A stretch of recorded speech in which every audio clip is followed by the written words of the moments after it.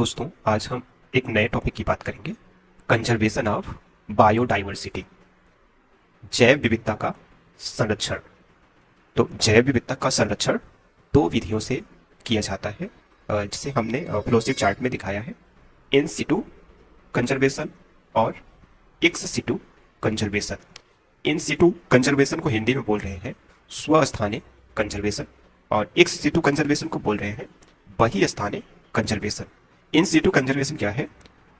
जो जीव जाति जहां पर पाई जाती है, जहां पर पाई जाती है वहीं पर, जहां पर पाई जाती है वहीं पर उसका संरक्षण। तो इसे क्या बोलते हैं? इन सिटू कंजर्वेशन। और एक्स सिटू कंजर्वेशन क्या है? जो जीव जाति जहां पर पाई जाती है वहां पे संरक्षण न करके कहीं और ले जाकर संरक्षण। अगर कहीं और ले जाके संरक्षण करेंगे तो उसे बोलेंगे एक्स सिटू कंजर्वेशन। इन सिटू में क्या क्या आता है?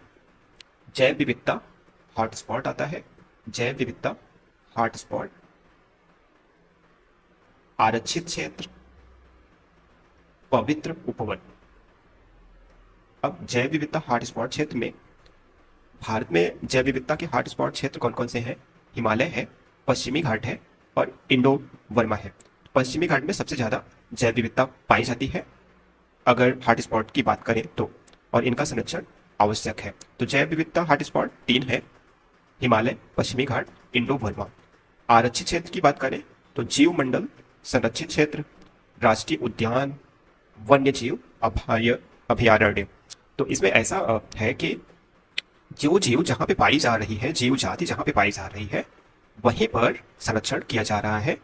जैसे हॉटस्पॉट में जो जीव जहां पे पाया जा रहा है वहीं पर उसका संरक्षित किया जा रहा है, आरक्षित क्षेत्र में भी जो जीव जहां पे पाया जा रहा है वहीं पर उसका संरक्षण किया जा रहा है। अब पवित्र उपवन की बात करते हैं, तो पवित्र उपवन में भी जो जीव जहां पे पाई जा रही है उसे वहीं पे संरक्षित किया जा रहा है। तो इसमें क्या क्या है? मेघालय में खासी और जयंतियां, अरावली की पहाड़ियां, कर्नाटक और महाराष्ट्र के पश्चिमी घाट, सरगुजा, चंदा, बस्तर, ये सब इन सिटू कंजर्वेशन की पार्ट है। अब एक्स सिटू कंजर्वेशन में जंतु उद्यान, जंतु उद्यान मतलब जू, इसी में आता है वनस्पति उद्यान, वन्य जीव safari, cryo preservation. Cryo preservation के बारे में हम लोग आगे भी देखेंगे। इन विट्रो निषेचन, ऊतक संवर्धन, टिश्यू कल्चर, बीज बैंक। तो ये सब क्या है? Ex situ conservation. इसमें ऐसा है कि जो जीव जीव कहीं दूसरी जगह पाई जाती है, पाया जाता है, और उसे किसी अन्य जगह पर ले जाकर उसका संरक्षण करते हैं। जैसे जंतु उद्यान है, वनस्पति उद्यान है, वन्य जीव safari, cryo preservation, tissue culture, seed bank. ये सब एक्स सिटू कंजर्वेशन के पार्ट है। दोस्तों, अब हम लोग बात करेंगे सतत विकास क्या है। सतत विकास प्राकृतिक संसाधनों का विवेकपूर्ण उपयोग एवं भावी पीढ़ियों के लिए संरक्षण। क्योंकि हमें पता है कि जो प्राकृतिक संसाधन है वो सीमित है। अगर इनका उपयोग गैर जिम्मेदाराना तरीके से करेंगे तो ये खत्म हो जाएगा, और आने वाली पीढ़ियों को ये संसाधन उन्हें भी मिले। इसके लिए जरूरी है कि इनका संरक्षण किया जाए।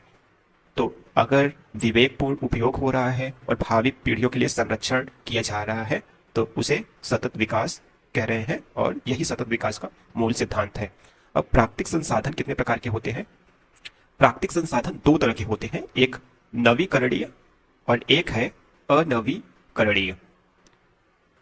नवीकरणीय क्या है? पुनः प्राप्त होने वाले संसाधन पुनः प्राप्त होते हैं। और कौन कौन से हैं? वन, जल, मृदा, सौर ऊर्जा, वायु, ये सभी संसाधन फिर से पुनः प्राप्त हो सकते हैं। अनवीकरणीय कौन कौन से हैं? अनवीकरणीय संसाधन से क्या अभिप्राय है? ऐसे संसाधन जो समय के साथ समाप्त हो जाते हैं। तो इनमें क्या है? कोयला है, खनिज, पेट्रोल, प्राकृतिक गैस। तो ये संसाधन समाप्त होंगे, और नवीकरणीय जो संसाधन है पुनः प्राप्त हो सकते हैं। जैव विविधता संरक्षण की दोनों विधियों को हम लोगों ने इसके पहले देख लिया था। यहाँ पे कुछ और बात करेंगे।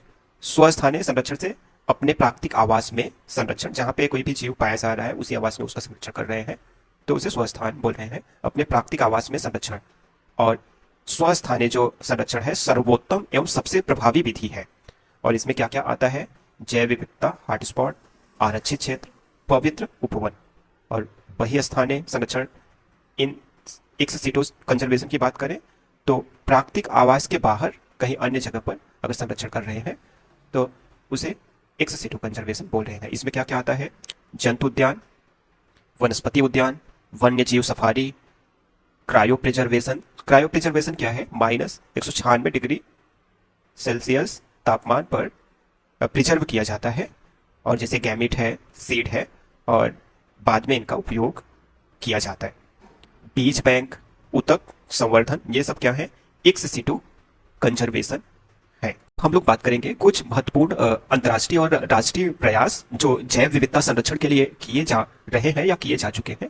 और जैव विविधता के संरक्षण के लिए एक एक संस्था है जो काम कर रही है, IUCN, जिसका फुल फॉर्म है international union for conservation of nature and natural resources. 1992 में रियो डी जेनेरो सम्मेलन हुआ जिसे अर्थ समिट बोल रहे हैं और सभी राष्ट्रों को जैव विविधता की शपथ दिलाई गई 1992 में।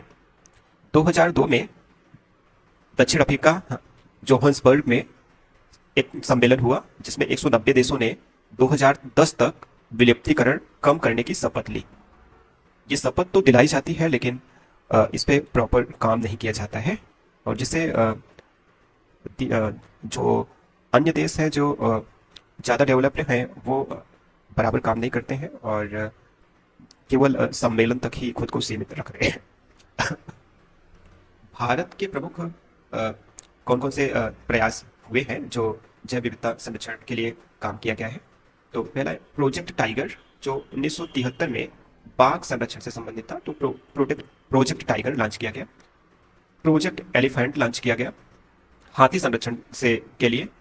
प्रोजेक्ट क्रोकोडाइल मगरमच्छ के संरक्षण के लिए लॉन्च किया गया। ये प्रोटेक्शन एक्ट लॉन्च किया गया 1972 में। और फॉरेस्ट कंजर्वेशन एक्ट भारत में 1980 में एक कानून बना जो जंगल के संरक्षण से जुड़ा हुआ है। तो ये प्रयास किए जा रहे हैं विभिन्न तरीकों से भारत में और अंतर्राष्ट्रीय प्रयास भी हो रहे हैं। इन प्रयासों से जैव विविधता को संरक्षित किया जा रहा है। और जो दो मुख्य विधियां हैं, स्वस्थानीय, बहिस्थानीय, इसकी बात हम लोगों ने कर लिया कि स्वस्थानीय और बहिस्थानीय से कैसे संरक्षण किया जा सकता है। और जो अभी तक देखा उसके बारे में हम लोग फिर से एक बार देख लेते हैं। और ये फ्लोशीट चार्ट बहुत काम का है और इसके बेसिस पे बातों को बहुत अच्छे से समझा जा सकता है। और हमने यहाँ पे देखा प्राकृतिक संसाधन कितने तरह के हो सकते हैं।